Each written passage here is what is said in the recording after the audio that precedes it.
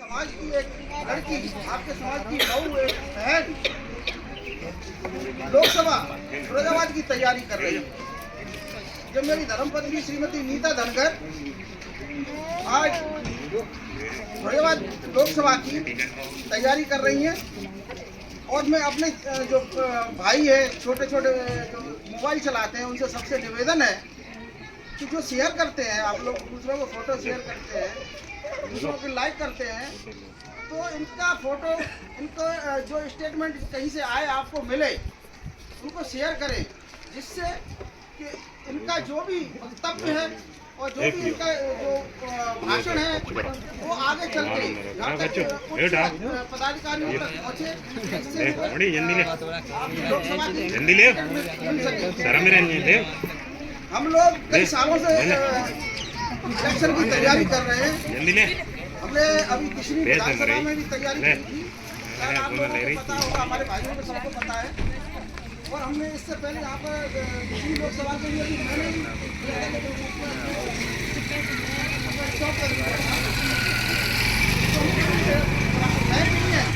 बहुत पुराने तरीके 10 साल से हम लोग तैयारी कर रहे हैं, तो हमें सफलता नहीं मिल पा रही है। तो क्यों नहीं मिल पा रही? तो हमारे समाज थोड़ा पिछड़ा हुआ है, हर क्षेत्र में पिछड़ा हुआ है, क्योंकि हमारा समाज दूसरों को लाइक फॉलो करता है, लेकिन हम अपने समाज का कोई भी जो भी होगा उसको लाइक और फॉलो नहीं करते, क्योंकि हमारी आवाज़ तब इसीलिए पहुंच नहीं पाती ऊपर तक, शीर्ष तक। तो आप सबसे निवेदन है, नीता धनगर को नमस्कार। इस समय हूँ जिला फिरोजाबाद में। फिरोजाबाद में हमारे साथ एक ऐसी शख्सियत बात करने के लिए उपस्थित हैं। वो भारतीय जनता पार्टी की कर्मठ नेत्री, महिलाओं के साथ कंधे से कंधा मिलाकर उनकी आवाज को उठाने वाली एडवोकेट नीता धनगर जी। बात करने को जानने का प्रयास करता हूँ कि चूंकि लोकसभा चुनाव की रणभेरी बज चुकी है और सारी पार्टियां पूरे दमखम के साथ चुनावी मैदान में हैं। बीजेपी से आवेदक भी हैं आने लोकसभा चुनाव के लिए प्रत्याशी के रूप में। जानने का प्रयास करता हूँ कि पार्टी की तैयारियां कैसी चल रही हैं। अगर आपको पार्टी मौका देती है तो इस बार किस मुद्दे पर फिरोजाबाद का चुनाव होने वाला है। मैम, सबसे पहले तो आपका स्वागत है। बहुत बहुत धन्यवाद और बहुत बहुत शुक्रिया आपका। जी मैम, सबसे पहला सवाल, चूंकि आप वर्तमान की सरकार और भाजपा से आवेदक भी हैं, तो किस तरीके की उम्मीद और आकांक्षा रखती हैं? अगर पार्टी आपको मौका देती है तो फिरोजाबाद के लिए क्या आपका संकल्प रहने वाला मैं हमेशा से ही बीजेपी की समर्थक रही हूँ और कार्यकर्ता हूँ और धरातल पर रहकर कार्य करती हूँ। हमेशा ही मैंने आदरणीय योगी जी और मोदी जी की जो योजनाएं हैं उन्हें जन जन तक पहुँचाने का काम किया है। किशनी हो या शिकोहाबाद या फिरोजाबाद, कहीं भी हो, मैंने हमेशा महिलाओं के साथ काम किया है और करती रहूँगी। और शीर्ष नेतृत्व का अगर आशीर्वाद रहता है मुझ पर, क्योंकि मैंने लोकसभा 20 फिरोज़ाबाद से आवेदन किया है। अगर मैं उनकी पसंद बनती हूँ तो यकीनन मैं उन्हें विश्वास दिलाती हूँ कि उनको 100% मैं यहाँ से सीट निकाल कर दूँगी। आपने मैनपुरी का जिक्र करा, किशनी विधानसभा का जिक्र करा। दुर्भाग्य रहा मैनपुरी का भी अभी तक, दुर्भाग्य रहा फिरोजाबाद का अभी तक। उपचुनाव हुआ, नेताजी इस दुनिया में नहीं रहे, उसके बाद उपचुनाव हुआ तो मैनपुरी को भी महिला सांसद मिल गई। फिरोजाबाद का भी दुर्भाग्य रहा कि आज तक फिरोजाबाद से कोई महिला सांसद नहीं हुई है। तो किस तरीके से देखती हैं मैनपुरी की डिंपल यादव सांसद, चूंकि वो भी महिला हैं, और आपको मौका मिलता है तो फिरोजाबाद में महिलाओं के लिए क्या संकल्प रहने वाला जैसे मैंने किशनी में भी 2022 में तैयारी की थी और पूरी तरह से मैंने जो एक वातावरण बनाया था बीजेपी के लिए, वो बना दिया था, लेकिन पता नहीं कहाँ क्या चूक हुई या शीर्ष नेतृत्व ने मुझे स्वीकार नहीं किया। लेकिन मैं कभी हिम्मत नहीं हारी हूँ, ईश्वर पर मुझे दृढ़ विश्वास है। तो अब यहाँ से मैं तैयारी कर रही हूँ अपनी, और मैं सोचती हूँ कि अगर शीर्ष नेतृत्व जैसे 33% आरक्षण की बात करते हैं और लोकसभा 20 फिरोज़ाबाद से किसी महिला को अगर खड़ा करते हैं और उनकी पसंद मैं बनती हूँ, तो यकीनन मैं उनकी उम्मीदों पर खरी उतरूँगी। क्या लग रहा है आपको? चूंकि आपने बहुत बार आवेदन किया, विधानसभा का आवेदन किया, नगर पालिका का आवेदन किया, इस बार आपने लोकसभा के लिए आवेदन किया, जैसे आपकी पार्टी कहती है 33%, वहीं एक महिला और भी हैं, राष्ट्रीय नेता प्रियंका गांधी, उन्होंने कहा हम महिलाओं को 50% भागीदारी देंगे और चुनाव लड़ाएंगे। अगर पार्टी ने इस तीसरी बार भी आपको अगर मौका नहीं दिया तो क्या फिर मूवमेंट करने का इरादा है? नहीं, वो तो शीर्ष नेतृत्व का होता है, जो भी वो लेते हैं किसी को तो बहुत सोच समझ कर, बहुत मंथन करके लिया जाता है। तो मैं हालाँकि हर प्रत्याशी को थोड़ा बुरा तो लगता ही है कि वो इतनी मेहनत करता है धरातल पर और उस तरह से उसकी योग्यता को नहीं आँका जाता और मेरी योग्यता को भी उन्होंने नहीं आँका। मुझे 1 नहीं, 2 नहीं मतलब 2 अच्छा। बार मुझे उन्होंने अनदेखा किया है, तो मैं चाहती हूँ इस बार वो मुझे अनदेखा ना करें। एक बार तो मुझ पर अपना विश्वास दिखाएँ, मेरी योग्यता को देखें और कोशिश करें कोशिश तो नहीं, कोशिश तो मेरी रहेगी। मैं उनका जो भी निर्णय हो, मैं उससे बिल्कुल भी विचलित नहीं होंगी, बुरा तो लगता है, लेकिन मैं जो काम करती आई हूँ, मैं वो क काम करती रहूँगी और बिल्कुल आगे भी मैं तैयारी करती रहूँगी। आपने योग्यता के मापदंड की बात करी, तो वो आपकी पार्टी का कैसा मापदंड है? मैं क्षेत्र में जाता हूँ, तो आपकी पार्टी के वर्तमान सांसद हैं। 80% जनता ये कहती है कि आज तक मैंने अपने सांसद को नहीं देखा।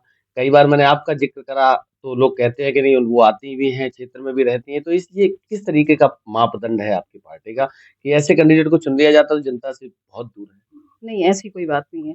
बीजेपी का हमेशा एक मापदंड रहा है कि वो हमेशा किसी जैसे हमारे आदरणीय मोदी जी हैं योगी जी हैं, ये भी एक साधारण परिवार से आए हुए लोग हैं।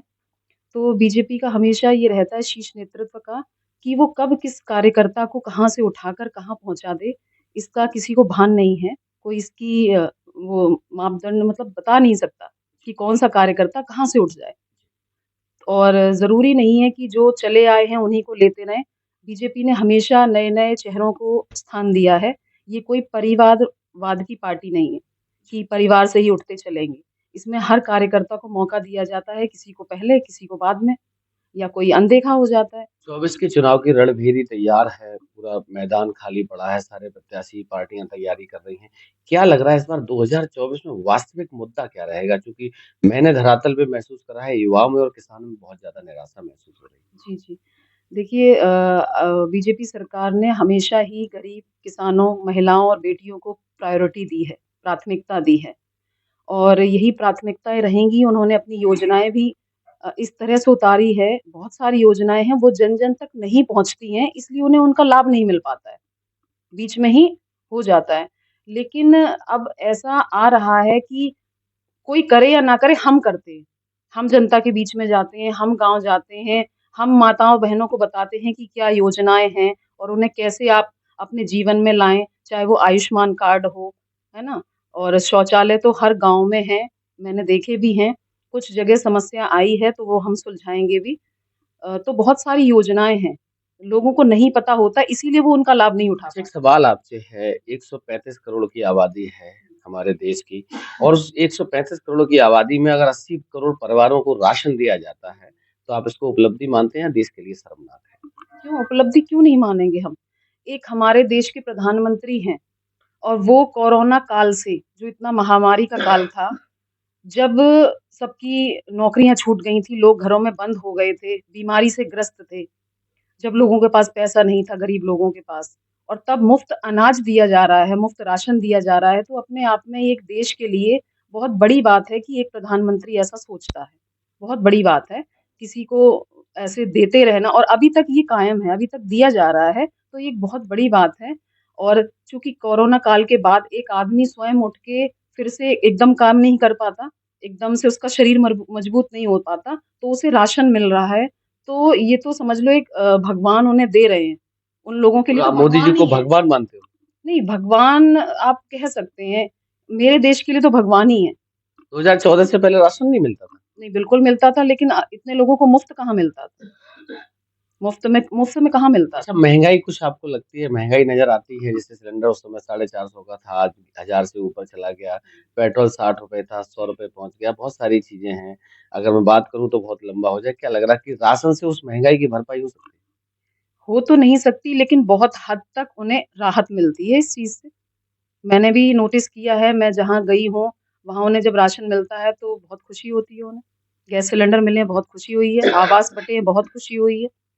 मैं खुद गई हूँ, लाभार्थियों के पास में गई हूँ, तो उनके आवास मैंने देखे हैं, उनसे बातचीत की है, तो उन्होंने बहुत कुछ उनके लिए तो देवता ही हैं, अगर जो अ उनके अ अ गरीबों के बारे में जी, सोच रहे हैं। अगर अगर पार्टी ने आपको मौका दिया, जनता ने आपको अपना आशीर्वाद दिया, महिलाओं के लिए फिरोज़ाबाद में सबसे पहला काम क्या करेंगे? काम तो बहुत सारे हैं, सुरक्षा महिलाओं की सबसे ज़्यादा है क्योंकि आजकल मेरी बहन-बेटियाँ हैं, वो निडर होकर जाएँ। ये तो चल भी रहा है कि अब इस 10 साल के कार्यकाल में आदरणीय मोदी जी के 10 साल के कार्यकाल में बहुत राहत मिली है। हम भी राहत महसूस करते हैं, हम अपनी बच्चियों को साइकिल पे कहीं भी भेज सकते हैं, कोचिंग भेज देते हैं, तो हमें टेंशन नहीं होती है। और यही सबसे बड़ी बात होगी एक महिला के लिए कि मेरी बेटी सुरक्षित कहीं पढ़ रही है, सुरक्षित कहीं जा रही है, तो हम माताओं के लिए बहुत संतोषजनक बात होती है ये। तो अगर मुझे शीर्ष नेतृत्व इस लायक समझता है और मुझे चुनता है, तो मैं यकीनन महिलाओं, बहन-बेटियों के लिए काम करूँगी। उनकी जो उम्मीदें हैं कि ये काम नहीं हुआ या बहुत छोटे-छोटे से काम होते हैं, ये नहीं हुआ, वो नहीं हुआ, तो मैं यकीनन वो काम करवाऊँगी। पेशे से आप वकील हैं तो स्वाभाविक है, एक पढ़ी-लिखी महिला हैं और अगर मौका मिलता तो बहुत सारे काम करेंगी। आजकल एक मुद्दा बहुत ज़्यादा चल रहा है, चंदा को लेकर। आरोप लगाया जा रहा है कि हज़ारों करोड़ रुपए का चंदा लिया गया। 30 से 32 कंपनियाँ ऐसी हैं जिसने आपकी पार्टी को चंदा दिया। उसमें कुछ ऐसे लोग भी हैं जिनके ऊपर ईडी, सीबीआई की रेड पड़ी थी।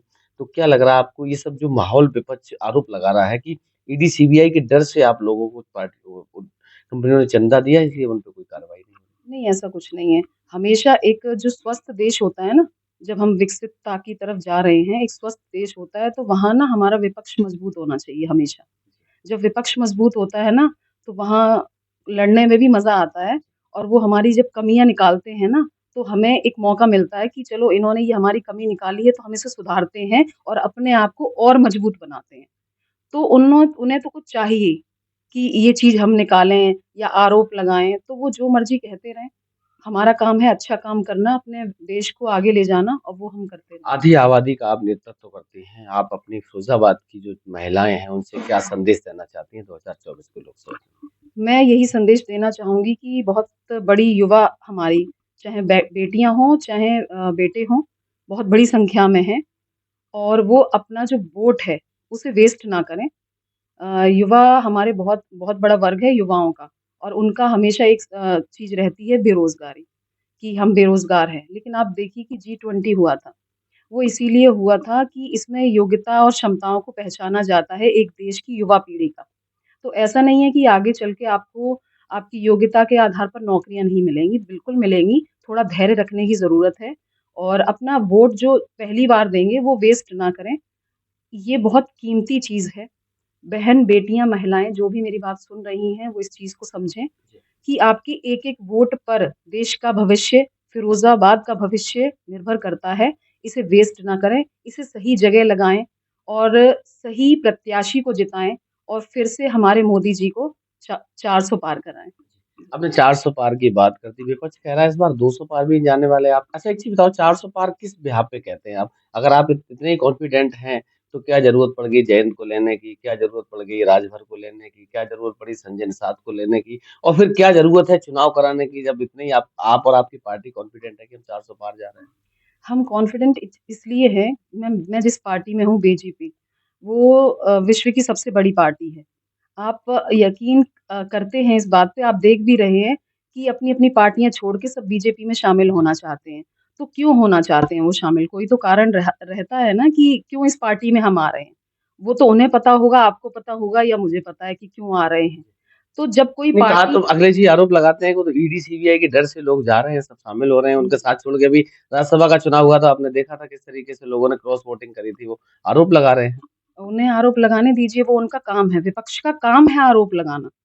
वो विपक्ष का काम है और हमें मज़बूत विपक्ष ही चाहिए, ताकि हम अपना सही लोकतंत्र सही बने। काम करें। हाँ, बिल्कुल यही लोकतंत्र है।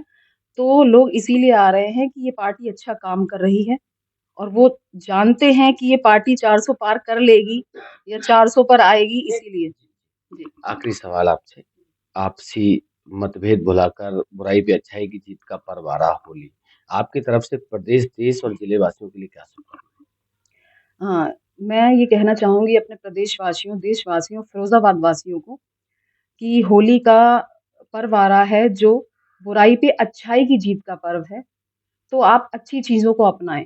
मेरा देश हमेशा विभिन्नताओं और संस्कृतियों से भरा हुआ देश है और आदरणीय मोदी जी एक बहुत अच्छा काम कर रहे हैं। महिलाओं को, बेटियों को आगे बढ़ाने का काम कर रहे हैं। बहुत अच्छी-अच्छी योजनाएँ लाने का काम कर रहे हैं। तो मैं चाहती हूँ ये होली आप अवश्य खेलें, लेकिन अच्छे रंगों से खेलें और जो मन के द्वेष हैं, वो आप मिटा दें और अच्छाइयों को अपनाएँ। अच्छाइयों को अपनाएँगे, सनातन धर्म को आप अपनाएँगे, तो एक बहुत अच्छी बात रहेगी। आप कोई बात नहीं है अगर हम सुबह उठ के अपना जो गायत्री मंत्र से अपनी शुरुआत करें, तो इसमें कोई बुराई नहीं है। हमारे भारत देश की यही एक महानता है कि इसमें इतने बड़े-बड़े ऋषि-मुनि हुए हैं और उन इतनी अच्छी-अच्छी बातें हुई हैं कि शायद ही विश्व का कोई ऐसा देश होगा जो भारत को कम आंकता होगा। मतलब मेरे भारत देश जैसा कोई देश नहीं है, इसीलिए सब यहाँ आते हैं, यहीं से हर चीज़ की शुरुआत हुई है, चाहे वो आयुर्वेद हो, गणितज्ञ हों, चाहे कोई भी हुए हों, बड़े-बड़े ऋषि-मुनि हुए हैं, यहीं इसी देश में पैदा हुए हैं। तो मुझे गर्व होता है ऐसे देश में पैदा होने, मैं इस देश की बेटी हूँ, इस देश की मिट्टी में पैदा हुई हूँ। मैं भी एक गरीब किसान की बेटी थी और आज मैं इस मुकाम पर हूँ। तो आपसे यही विनती करूँगी आप सभी से कि होली का पर्व बहुत स्वच्छता से मनाएँ, बहुत ईमानदारी से मनाएँ।